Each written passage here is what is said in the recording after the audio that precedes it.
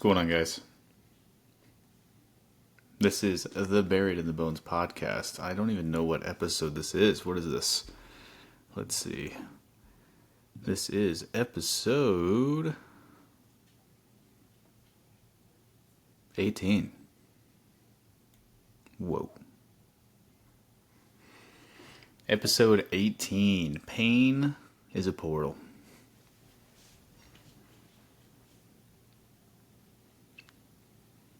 It's a misconception, I think.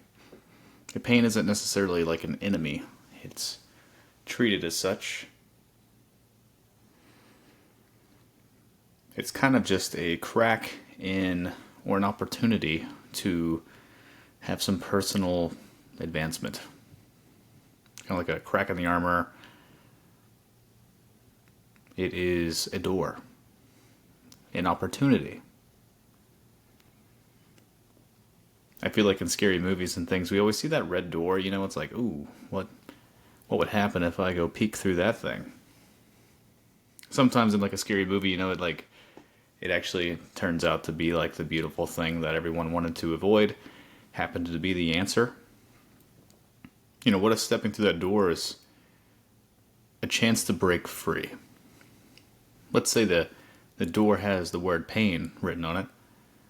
And you step through that thing, and what is on the other side is freedom.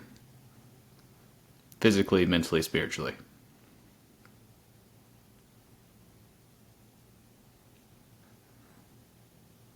Pain is referenced very often as a physical sensation. But I don't think it's something you necessarily just feel. It's kind of woven into your bones.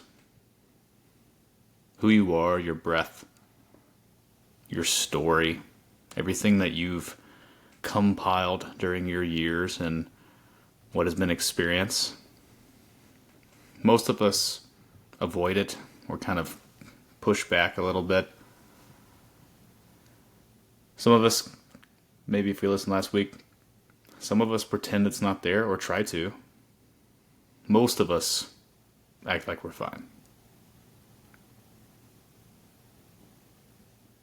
In the world of movement, it seems to be the thing that debilitates people. It's the thing that causes people to discontinue their journey. In the world of psychology, it is depression. It is grief, hardship. However, what if this entire time, pain isn't necessarily the thing blocking us from continuing? It's actually not the thing that's causing us to discontinue, although it feels like it is. What if it is actually the path worth taking? What if pain and diving into it is actually the path worth taking? You'll find out today that that's not just what I believe in the movement in fitness industry, strength conditioning, sport performance, and life performance, if you will. Carl Jung and other great thinkers thought the same thing. This episode isn't necessarily about escaping pain, of course, because that's not the idea of this podcast. It's not really about fixing it either. It's more about embracing it. Just as human emotion, it's not all just sad or happiness, but sadness is a part of the deal. And if you can't deal with sadness, and you can't deal with emotions other than what is just happiness and joy, then you're not fully human, correct? You're missing a part of what is just general human emotion that everyone should feel. If we're avoiding it, we're missing a part of ourselves. Listen last week. That's your shadow. So let's figure out what happens when you kind of lean into the ache. And in this podcast, when movement is more than just a muscle in your anatomy.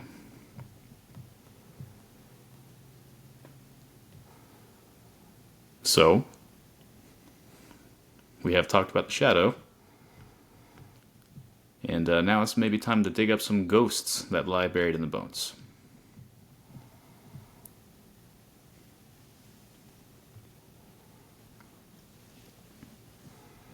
I think what ultimately pain does for most of us is that it kind of disrupts our equilibrium, our patterns, our status quo. I was reading about this a little bit. This kind of a book called Super Training by Mel Siff and Dr. Yuri. Can't even pronounce the last name. I'm not going to try. But I don't know. I think in general, pain is kind of like a.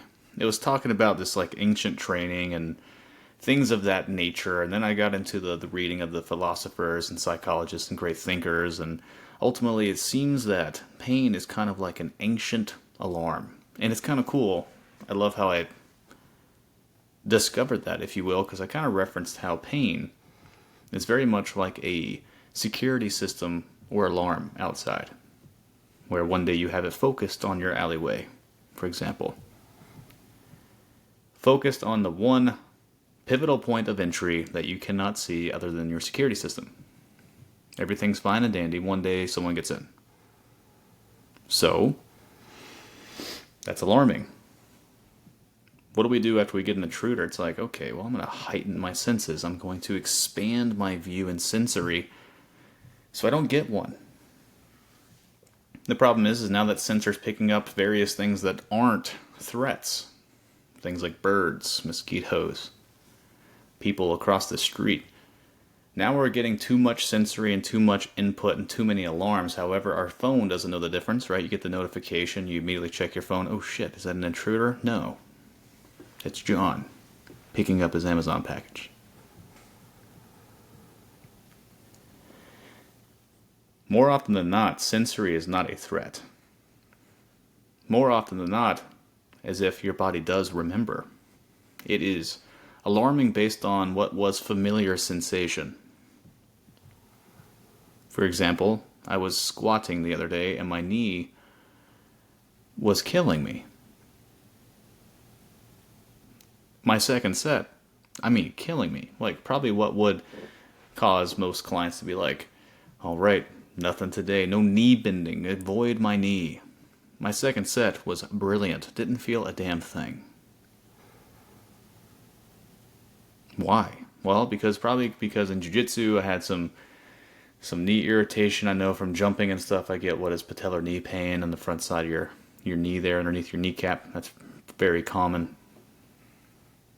But it was very familiar. It kind of has a certain response based on certain patterns that I do, and it always flares up immediately. It's kind of instantaneous.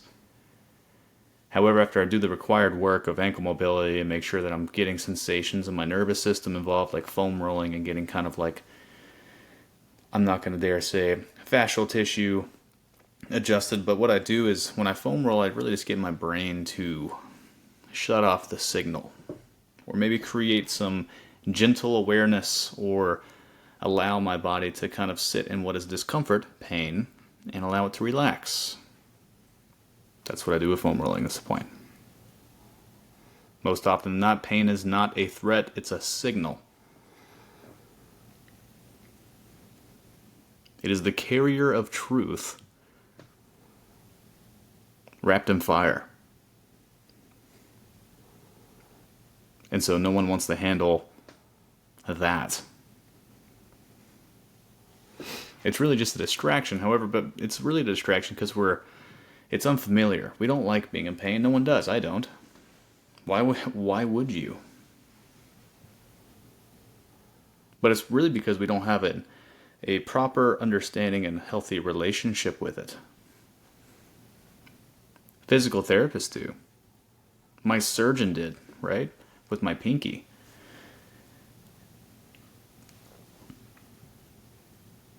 It's important we start to understand the difference. The problem is every time you avoid pain, and we're talking spiritually, mentally, and physically. I'm avoiding movement because my knee hurts. I'm avoiding tasks because I'm sad. I am not doing something because I'm grieving. I'm avoiding this responsibility based on efforts I've had in the past, maybe a relationship, someone tells me something, and because of my inner childhood trauma, I respond the same way. And that's because every act and avoidance of what used to be painful essentially deepens the wound. And in psychology, we essentially call that condition or reinforcement. I reinforce the idea that this is a bad thing. Avoidance, in this case, is the other mask. A safety, but a false sense of it. And if pain is a part of the sensory experience, it does invoke what is emotion. And if we're avoiding it, by nature, we are probably avoiding the emotional aspects of what is resilience, learning how to overcome, some confidence building, character development, etc., etc. We're not learning skills. Skills such as how to conquer inner turmoil, how to get over grieving, how to grieve, how to move through pain, how to navigate pain. How do I know if what I'm doing is painful, if it is something that is legitimate in its sensory or its alarm system, or is it something that I can navigate through, and if I have some details and some information that I know to be true, some practical use, maybe I can navigate that pain. So notice how you react when it comes. Do you flee? Based on last week, are you numbing it? As in, are you doing things? Maybe are you sitting down and doing nothing to avoid it? Are you doing too much and keeping yourself busy to enjoy it? Or at least learn from it?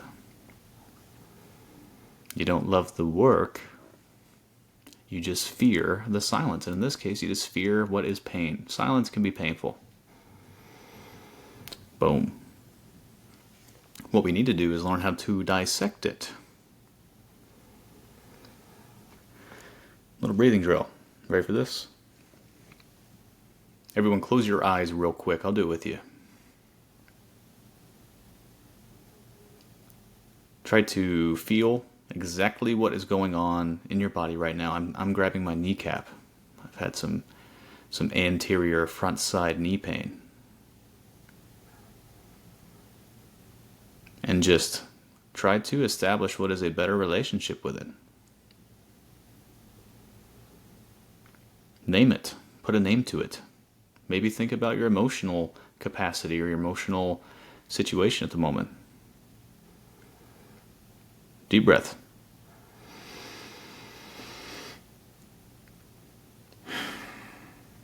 Name it. That's important. Because when you name it, you bring it to life. And if it is a door, what you've done is you've given yourself the keys to open it. If we thought really deeply and harshly about what's going on, most of us would have some sort of pain, inner turmoil. I asked my boss the other day, Marty. I was just curious, and this is something I believe. I was curious on what he believed, and it's just funny how individuals with different training ideas and upbringings in the training aspect, there is some fundamental truth in what is true in all things. I was like, Marty, do you believe people move like how they feel? Psychologically. And of course his answer was absolutely.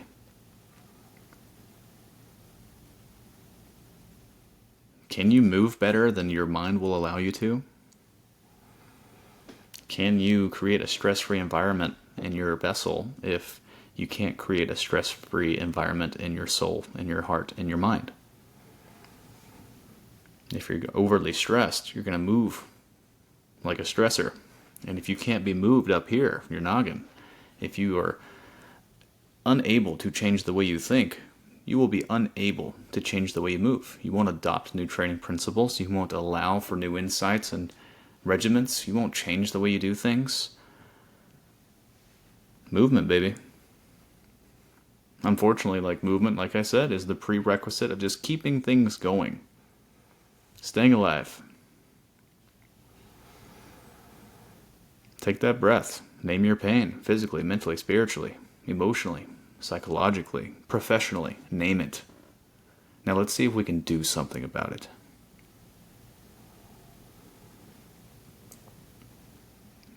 I've had a couple injuries. Let me tell you guys a story. Maybe it's a good time to admit that back in my game, went back to the Jiu-Jitsu Academy. You guys can probably see I'm wearing my Artista Jiu-Jitsu shirt. And something kind of woke in me, or had awakened when I went there. I was like, man, this is what it feels like to just be free again, to just allow myself to go do things. Step in a place where I had developed relationships with people and then kind of it vanished instantaneously. One was the elbow injury.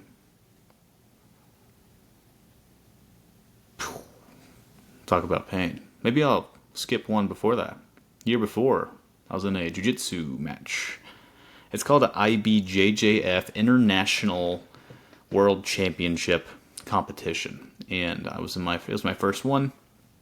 And we're wearing the gi, which is essentially this thick pajama-like outfit. However, the outfit has ropes essentially connected to the collars. The collars are just glorified, beautiful ropes. And yeah, you choke people with them. Pretty cool. But this is my first one. I, by nature, am not a big lad. I'm not huge, so I was competing at what is called the 195 weight class division. I was weighing 187, and if you are in the combat sport world, or if you are familiar with weight classes, holy shit, 8 pounds is significant. I was very tiny for that weight division. But I was competing, man. I had about 3 or 4 matches, I can't remember. But my very first one had an injury where it's called a collar drag, but essentially the beautiful thing about jiu-jitsu is you feel weight and you feel momentum in your favor or in his, and his favor and then in yours. And stop and go, then you make your move. You kind of feel the other person and you just essentially do the opposite. It's pretty beautiful. One of my favorite takedowns is a collar drag with a foot trip, and I did it. So I grabbed the inside collar of this guy. I had been shifting my weight standing to my left, and I knew by nature, just on the few seconds of feeling him out, if you will, I know that he moves left as I do. So as I was moving left, he started moving. I quickly grabbed his collar and then did a quick shift to my left where it created more momentum to him, to my right. Started twisting him. Drug his forehead to the floor. I swept his foot out from under him, dropped to my hip, and created a very explosive movement with his forehead hitting the floor. It was awesome.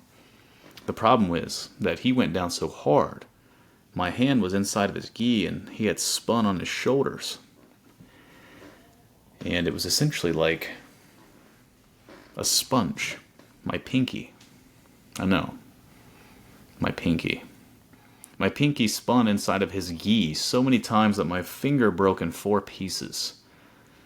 4 pieces. The unfortunate part of this is that this was the first 20 to 30 seconds of the match. It was a 5-minute round. What do you do?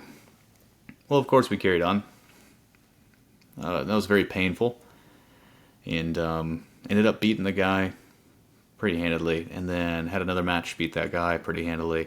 And ended up getting shared the gold medal with the teammates. We had like 3 or 4 matches, all of us won. We got to the championship round, I guess, and me and my teammate were there, and we both decided to take medal in place. So it was really cool.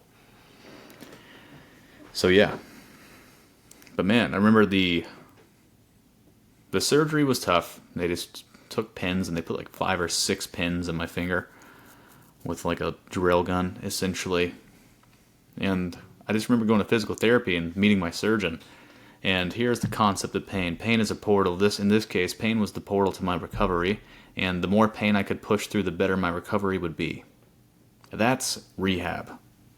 And if you look at anyone who rehabs really well, they are able to disassociate their pain as an emotional aspect of it, and they're able to dive into it knowing that the outcome will be in their favor. So in this case, I had those rods in my finger, and they described it as imagine you took like a rotisserie chicken and you put a knife on top of that rotisserie chicken. When I move my finger and I would press it down into what is flexing my finger, when I would flex it, those pins would be there in my finger. And so when I would pull that finger down to the bone, it would essentially tear through my skin and tendons, just as if you took a knife into a rotisserie chicken and then you pushed the plate back and forth with the knife staying still. So you're just like skewing the chicken top to bottom. That's what it felt like. It was excruciating. The worst part is the surgeon didn't give a shit. He was like, "You ready for this?" He would just grab your finger and freaking torque on it with as much might as he could. I'm like teary-eyed and like sweating my ass off. I was like, what is going on here? Terrible. That's a practical aspect of pain and the portal being your outcome in rehab. Pretty simple, honestly. What is the desired result? What do I need to do? I'm getting reassurance that the joint itself is functional. That means the only thing preventing me from rehabbing right now is my emotional relationship and my central nervous system from allowing myself to get that range of motion. My elbow in jiu-jitsu dislocated my ulna and my radius. Both of those from each other, that from my humerus. 3 bones. Partially tore my tricep, partially tore my bicep, tore my annular ligament, and my UCL. I freaking fried my arm, my left arm. There's videos of me. I remember sitting in the ER, and my creatinine, if you guys are familiar, was extremely high. And that's because I just got done training for 2 hours in jiu-jitsu when it happened. But in the ER, they were like, "Do you want ketamine?" And I was so dehydrated that I was unsure and decided to do like an on-site painkiller. Did absolutely nothing. So I took no ketamine. My right arm, I was so dehydrated, it cramped so bad that it spit the IV back out of my arm. And it took like 2 guys to unflex my arm. It was insanity. But when they reset my arm, they essentially had 3 people hold me down. I put my mouthpiece in, and they had 2 people grab my left arm. One held my humerus in place, and the other one spun my arm around in circles until one bone set into the joint, and then they spun it around again until the other bone set in the joint without painkillers. That was excruciating. Man. The irony is, the rehab, I feel like I went through all of the above, mental, spiritual, physical. You know why? Because I'm still doing it. I still haven't fully recovered, maybe mentally. Definitely not physically. I don't think my elbow will ever be exactly the same, but that's part of the deal, man. The rehabilitation, the onset of pain was very difficult. My joint at that time was fully functional, and somehow my arm could not bend past 90. That is a nervous system response and almost like a pain memorization of what just happened, and it is your body's way of defending itself. It's amazing. However, it was frustrating. Rehab for my left elbow was the most excruciating thing I've ever done, and also every single session I pushed myself as hard as I could. Minimal effective dose with maximum intensity. There is no gentle way through for a proper rehab. You either get the extension you want in your elbow, right? Which takes an immense amount of discipline and a lot of fortitude. It was very painful. However, I also have not gotten surgery on it because I think I am now the strongest I've ever been. Pain was the portal for me exploring my professional curiosity. And I learned what is the integral strength model through FRC, functional range conditioning, which got me to become a functional range conditioning mobility specialist and a pain-free performance specialist. It was fascinating. Learned things about the nervous system and the capsular tissue and how to create joint space and create certain, we'll say, stimuli to relax the nervous system or enhance it, find ways to produce force in ranges of motion maximally and safely. And then, of course, the global approach. Guys, if you're dealing with, we'll say, physical pain at the time, the global approach is 100% the easiest thing you can do. If your left arm's hurting, go for a walk. Do some squats. You have everything else that should not suffer. Yet people will choose to do it. People will choose to say, my kneecap hurts today. That means everything else in my life and my body should suffer. That's not life. It's not even realistic. It's like, how have we convinced everyone in this world that we are supposed to wake up and somehow be pain-free mentally, physically, and spiritually? I'm supposed to stress my body and keep it alive and keep it strong, yet not do anything stressful or strenuous enough to prove that it needs to do anything other than that? If there is no stimulation, there is no adaptation. And if you're doing exactly what you're comfortable with, the odds are there is no adaptation. And if you're staying in that realm, you're not necessarily getting stronger. You're probably getting overuse in what is just the general same thing you do every day. And you're getting compensations, and now you're moving differently, and then your body's just pretty amazing. It's going to maximize its efficiency and keep you exactly where you're at. Then the overuse comes from the poor biomechanics that comes from the adaptations and so on and so on. The biggest thing, the most pain is the portal. Right now I'm dealing with the mental and spiritual aspect. I lost a big part of my life, a big community aspect of my life. And it's changed me. How do I get back?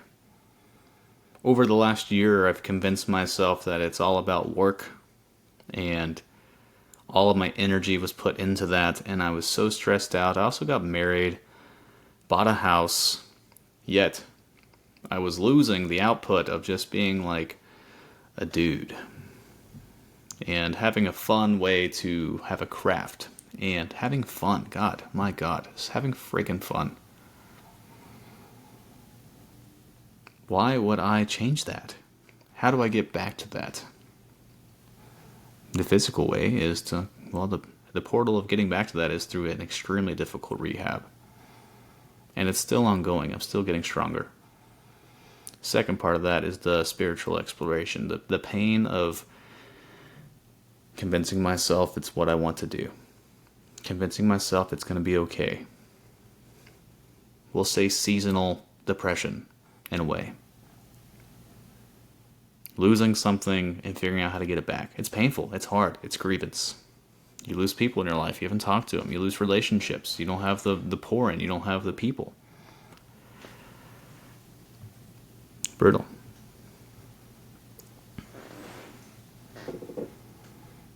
You gotta dive in. It's been the most welcoming thing of my life. You know, I've lost a lot of people in my life. I've had a ton of grievance. You know, this past year, you know, I lost one of my uncles due to ALS. I lost my grandmother the day I moved to Nashville with my now wife. Moved across the country with a girl, right? And someone I was really close to passed away at 4 a.m. and I was moving in at 7. My uncle was a great man. Just how do you do it? Well, it's pretty simple, my friends. It is. The only way is through. You can't transcend pain. You descend through it. And if you navigate it correctly, it's like entering a It's like entering a dark womb, and if you navigate your way through it, you get what is a rebirth, right? It's not pretty.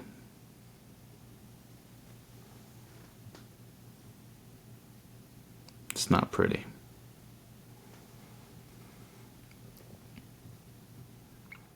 Our escapism through pain and just nuance and grievance and fortitude has caused us to lose what is a lot of opportunity. Whereas it could be like a crucible for transformation. In a way for you to, every time you go through what is pain and century, for you to go through what is initiation of who you could be afterwards. We've marketed to pain. I mean, think about it. Like, think about the painkillers and all the drugs you can take to avoid it. Think about all the professionals and fitness professionals and therapists out there who try to mend their sales and their client retention, right, to help you avoid what is a common human experience. It's very interesting.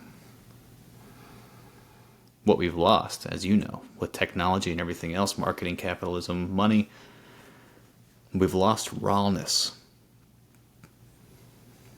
It's a collapse of self. Part of the thing that is the human experience, part of the thing that is human experience we've lost. We've lost the ability to deal with it. That's the issue. It's never ideal to be in pain. I wish it was 70-30. However, the more we avoid it, maybe potentially the more we reinforce what is just internal grievance, our body will keep the score. Someone has to.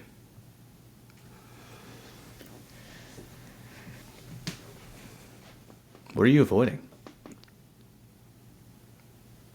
Is it grievance? Mentally? Is it mental pain? Is it spiritual? Religiously, maybe? Psychological? Physical, obviously. Ask yourself, if I don't navigate this pain, what am I missing out on? What is burning away? What opportunity am I burning away if I avoid it? Personal development, character development, athletic development, don't care.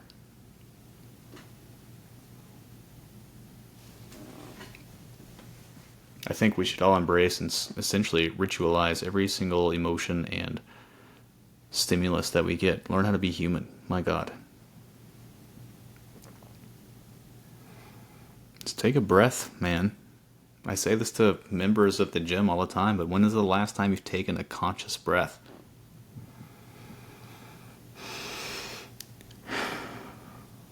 There's one. Find your aches and pains, name them. Find your aches and pains physically, mentally, spiritually. Name them, and let's find a way to solve them and walk to them and embrace them with open arms. A lot of people want to shut their eyes. It's like, I referenced this scary movie. A lot of people want to shut their eyes. But what if the pain is the door and you do have the keys? Do you want to open that door with your eyes closed? Or do you want to see an opportunity ahead of you? What happens if you get over your grievance? What's on the other side of it?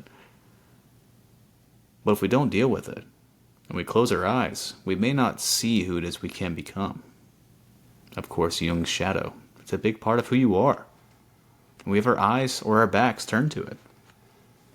It's almost like a sacred passage or a second chance.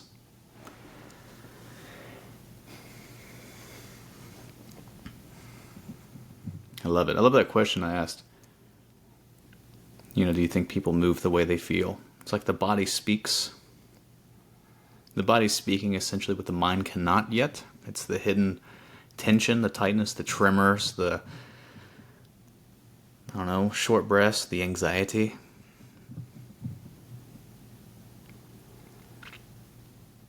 You are essentially just like a accumulation of what is untold stories, logged in like tissue. We keep track, and this is our data. But we're waiting for it to kind of come out. For me, sometimes, this is kind of weird, but I've been through like exercise training times. I think the biggest one, when I did the 70.3, I had an emotional reaction to it. At some point I started getting teary. It was very strange. Maybe one could argue myself is that I have a innate inability to tell myself you are okay, or, yes, you don't have to suffer. You don't have to do all the cool shit for people to like you. And I think that was a big internal struggle of mine at the time.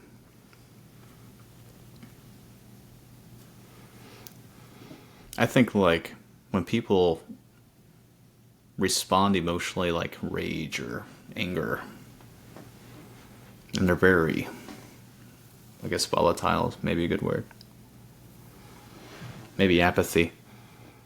It's kind of like the trickling out of what has just been unfelt pain, an inability to speak its name. In relationships, this is called conversation, articulation, learning how to speak. When someone does something and you don't agree with it, or they make you feel bad and you don't talk about it, that's painful, that felt bad, and now I'm storing it, and then it comes out as anger. When someone has knee pain and they don't talk about it, they haven't named it, and then they do something, or someone tells them to do something, instead of articulating, they just get frustrated. Now you can kind of see where I'm going with that. I love the term movement is medicine. Mentally, physically, spiritually. You know how it is. I feel like in training, at least in my own, movement has become what is a conversation. Every training session. How am I feeling? Like throughout my warm-up, what am I needing? What's the fix? Oh, my hips are tight. Great, let me do this internal rotation banded stretch. My quads are tight, my ankle's tight, let me fix this so my squat feels better. Right? There's a conversation. It's almost like a role play of like, this is what I need for this is what I'm feeling, here's the adjustment, let's keep pressing on. Let's keep going forward. Training sessions aren't, for me at least, it's an explorative way to go through some voluntary hardship with purpose in mind, but it's not necessarily to break down the body, it's to invite myself into the conversation. Open the door. I get to listen to myself when I punk out. I get to translate feelings and sensory. My body speaks, my mind listens. And then I can translate that on what I need that day, like my prescription, my dose. Maybe it's time for everyone to slow down. The first step is movement, for me. That's my place of solitude. It's how I put myself in the same room and create the conversation. It's how I begin to learn about myself. It's step one. It's the first opportunity I have to experience the outside world. It's how you do the thing. Movement is medicine. If we talk about what is like the alchemy of pain and how it can help you realign with yourself, the shadow. This is a quote I wrote down. Carl Jung said, "There is no coming to consciousness without pain." Sweet. Thank you, Carl.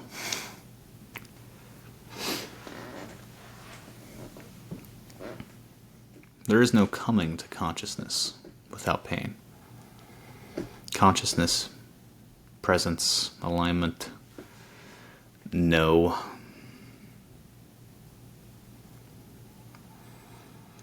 The avoidance of it is just masking your shadow. Grief, fear, who you have forgotten yourself to be. I think what we're trying to get to is embracing all aspects of what it is to be human. A reintegration. This is buried in the bones, so, It's essentially like trying to create wholeness from a fracture. And that's kind of the whole reason why I do this podcast. I think movement is meaning. In this case, I think pain is like a passage. And when we navigate that, you have what is like a fracture and an opportunity to step through a door. The fracture being the opening, you step through, and there is a little bit of enlightenment, or maybe some self-discovery.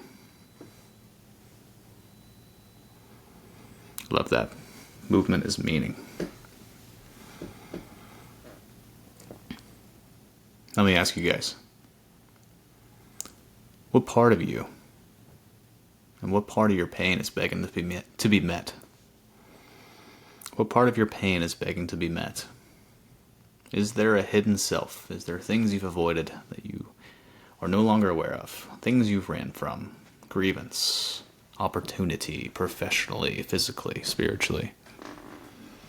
Maybe if we step into it and name it, it could get us a little bit closer to that shadow. It's not true. We're not broken. We're human. And it's just proof that you are. It is a byproduct of what it should be in the human experience. If not, you're not one. Maybe we stop trying to shut it down, shut it out, and embrace it and try to figure it out. The teacher. Stop silencing yourself. Start listening. Stop treating pain with medicine that is legitimate and pills and things people sell you, when in reality you are the pill. And if you deal with your pain, you create the fracture, and what you've done is created a portal or a door. And every time you step through it and embrace it, your losses, your grievances, your physical ailments, you get to step through it. And every time you step through it, you step into yourself. This is you and who you are amidst your pain. So I got a few questions for you guys. Maybe you can take these with you.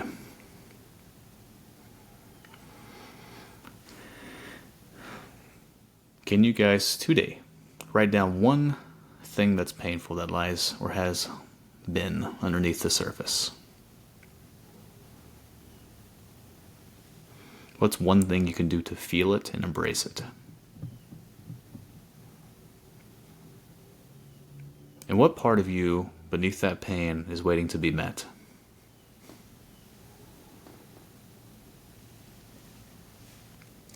And you don't have to do it fast. You can just move slowly. I feel like I do it every day. I'm probably still moving through things that I'm not aware of since I was a child. And sometimes I can't name them. Jordan Peterson kind of talks about it, but it's the ability to name it and bring it up yourself makes it way less of a stress response when it comes up randomly. Past traumas, things like that. Can you just name them and bring them to life? Navigate them. Meditate over them. And step through it so you can step further into yourself.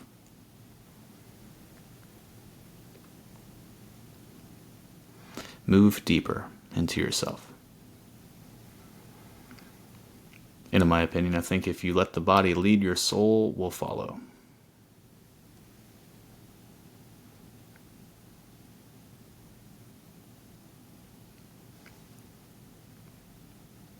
This was the Buried in the Bones podcast, episode 18. Pain is a portal. A portal to who you are, a portal to who you can become, and the further you step into it, the closer you get to your shadow. And if you're lucky, you might be friends. 18 episodes. Sick. Guys, if you want to learn more, you still got the nutrition PDF on buriedinthebones.com. Check us out. Check me out. On Spotify and YouTube, there are videos. If you don't see this on Spotify, you can do that There are passages and journals and things I have written on the website, buriedinthebones.com. There's a nutrition PDF that some can follow, some can't, and that's okay. It's based on your skill level. I wrote it for those who are intermediate or advanced in the fitness industry and do recreational strength work, or are athletes, but could learn a thing or two. That is the point of the whole thing, is meet yourself where you are, and I hope to do the same. Episode 18, Pain is a Portal.